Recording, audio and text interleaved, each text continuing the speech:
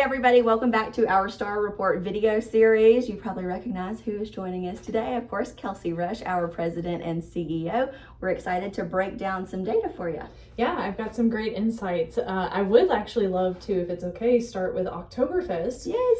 We just celebrated Oktoberfest this past weekend. Chelsea was one of our MCs. She did a fantastic job, but we are so excited. That event was such a great success. We're kind of estimating probably about 2,500 people that attended on Saturday. It was hot, yes, but it was a good day. And I want to just recognize the team at Visit Tuscaloosa that helped make that possible, as well as the partnership with Mercedes-Benz that does the 5K in the morning.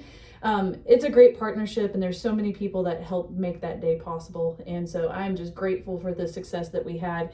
It was awesome on Saturday. And I had a chance to briefly leave the office, and I drove down Jack Warner.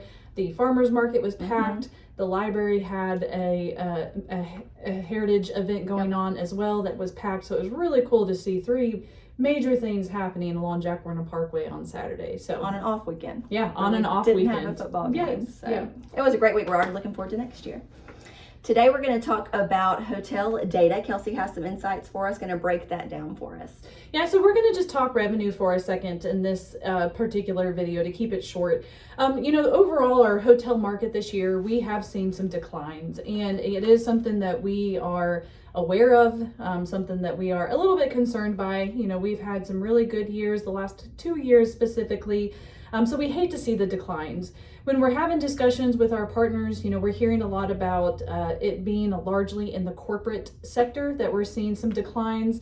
Also, you have things like inflation that are still influencing decisions. And so, for example, construction projects are being put on hold. And so maybe that's a reason why you've got projects like that are not happening in Tuscaloosa, so those employees and those workers aren't here in our hotels. So it's not all one thing, but it is something that we have got to be monitoring.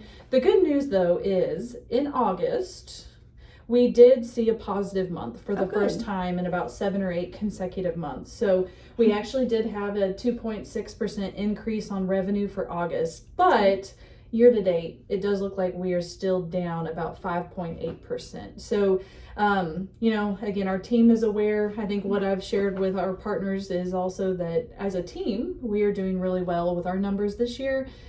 So we hate to see that the overall market isn't having that reflection as well.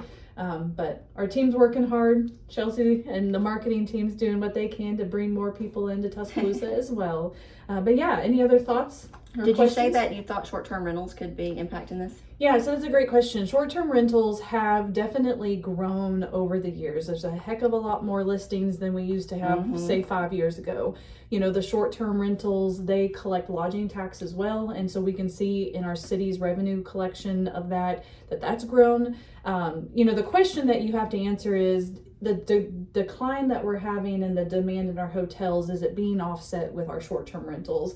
And yes, our short-term rental stays are growing, but I don't believe it's offsetting quite where we want it to be. So where we could say we're breaking even. We're still seeing a little bit of a decline in demand, but our team is going to look into getting some access to some short-term rental data so that we can have that holistic picture of our situation here in Tuscaloosa County. So that's a good question. Thanks for breaking that down, and thanks for watching the video. We'll see you next time. Thanks.